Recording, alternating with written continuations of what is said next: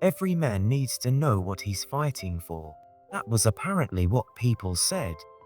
Or at least it was what Sonia had once read out aloud to Uv from one of her books. Uv couldn't remember which one, there were always so many books around that woman. In Spain she had bought a whole bag of them, despite not even speaking Spanish. "I'll learn while I'm reading," she said, as if that was the way you did it. Uv told her he was a bit more about thinking for himself rather than reading what a lot of other clots had on their minds. Sonia just smiled and caressed his cheek. Then he carried her absurdly oversized bags to the bus, felt the driver smelling of wine as he went by, but concluded that maybe this was the way they did things in Spain and left it at that. Sat there in the seat as Sonia moved his hand to her belly, and that was when he felt his child kicking for the first and last time. He stood up and went to the bathroom, and when he was halfway down the aisle, the bus lurched, scraped against the central barrier, and then there was a moment of silence, as if time was taking a deep breath. Then, an explosion of splintering glass, the merciless screeching of twisting metal, violent crunches as the cars behind the bus slammed into it, and all the screams. He'd never forget them. Uv was thrown about and only remembered falling on his stomach. He looked around for her, terrified, among the tumult of human bodies, but she was gone. He threw himself forward, cutting himself under a rain of glass from the ceiling, but it was as if a furious wild animal were holding him back and forcing him down on the floor in unreflecting humiliation. It would pursue him every night for the rest of his life, his utter impotence in the situation. He sat by her bed every moment of the first week, until the nurses insisted that he shower and change his clothes. Everywhere they looked at him with sympathetic stares and expressed their condolences. A doctor came in and spoke to Uv in an indifferent clinical voice about the need to prepare himself for the likelihood of her not waking up again. Uv threw that doctor through a door, the door that was locked and shut. "She isn't dead," he raved down the corridor. "Stop behaving as if she was dead." No one at the hospital dared make that mistake again. On the 10th day, as the rain smattered against the windows and the radio spoke of the worst storm in several decades, Sonia opened her eyes in torturous little slits, caught sight of Uv, and stole her hand into his, enfolded her finger in the palm of his hand. Then she fell asleep and slept through the night. When she woke up again, the nurses offered to tell her, but Uv grimly insisted that he was the one who would do it. Then he told her everything in a composed voice, while caressing her hands in his, as if they were very, very cold. He told her about the driver smelling of wine and the bus veering into the crash barrier and the collision. The smell of burned rubber, the splitting crashing sound, and about a child that would never come now. And she wept. An ancient, inconsolable despair that screamed and tore and shredded them both as countless hours passed. Time and sorrow and fury flowed together in stark, long-drawn darkness. Uv knew there and then that he would never forgive himself for having got up from his seat at that exact moment, for not being there to protect them, and knew that this pain was forever. But Sonia would not have been Sonia if she had let the darkness win.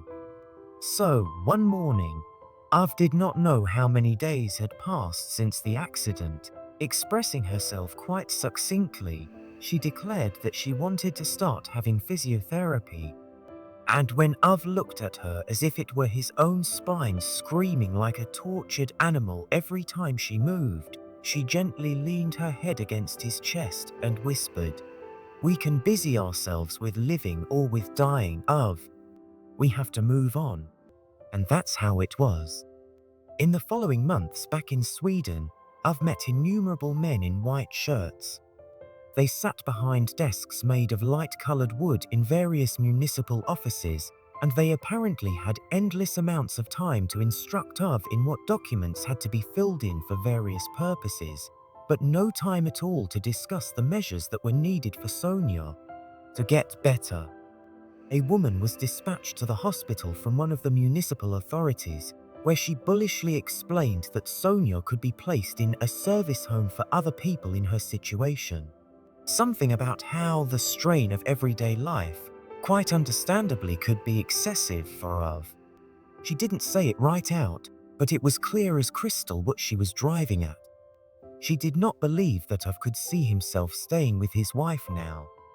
Under present conditions, she kept repeating, nodding discreetly at the bedside. She spoke to Av as if Sonia were not even in the room.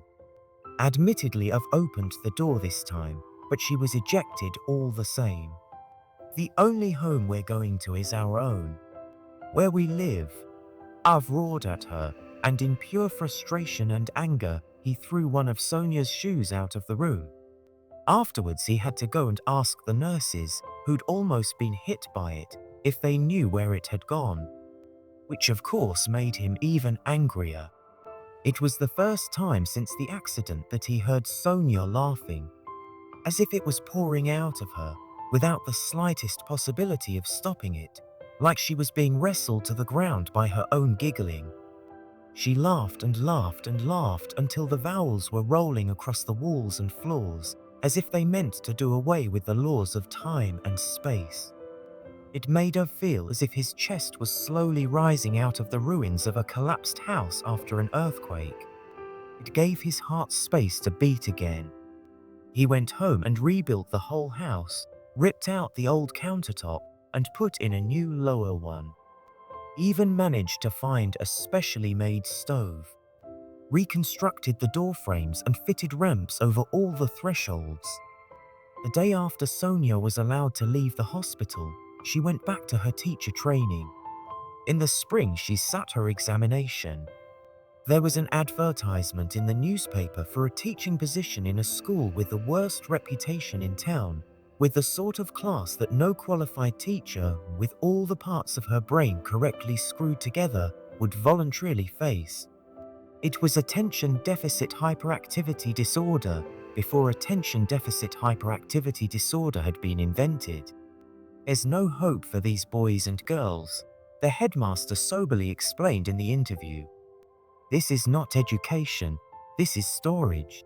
Maybe Sonia understood how it felt to be described as such. The vacant position attracted only one applicant, and she got those boys and girls to read Shakespeare.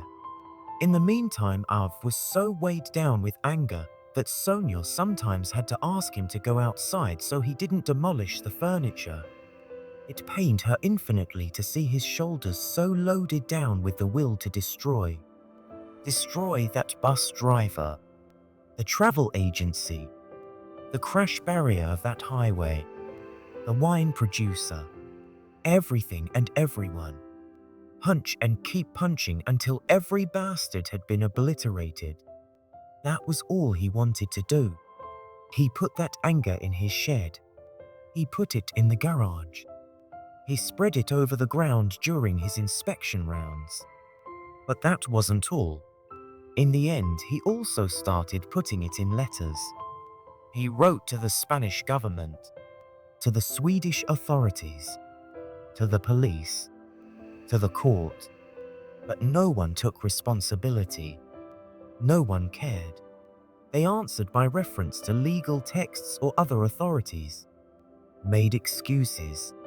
When the council refused to build a ramp at the stairs of the school where Sonia worked, Av wrote letters and complaints for months. He wrote letters to newspapers. He tried to sue the council. He literally inundated them with the unfathomable vengefulness of a father who has been robbed. But everywhere, sooner or later, he was stopped by men in white shirts with strict, smug expressions on their faces. And one couldn't fight them. Not only did they have the state on their side, they were the state. The last complaint was rejected. The fighting was over because the white shirts had decided so, and I've never forgave them that. Sonia saw everything. She understood where he was hurting. So she let him be angry, let all that anger find its outlet somewhere, in some way. But on one of those early summer evenings in May that always come along, bearing gentle promises about the summer ahead, she rolled up to him, the wheels leaving soft marks on the parquet floor. He was sitting at the kitchen table writing one of his letters, and she took his pen away from him, slipped her hand into his, and pressed her finger into his rough palm. Leaned her forehead tenderly against his chest. That's enough now, Of. No more letters.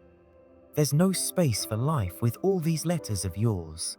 And she looked up, softly caressed his cheek, and smiled. It's enough now, my darling Of.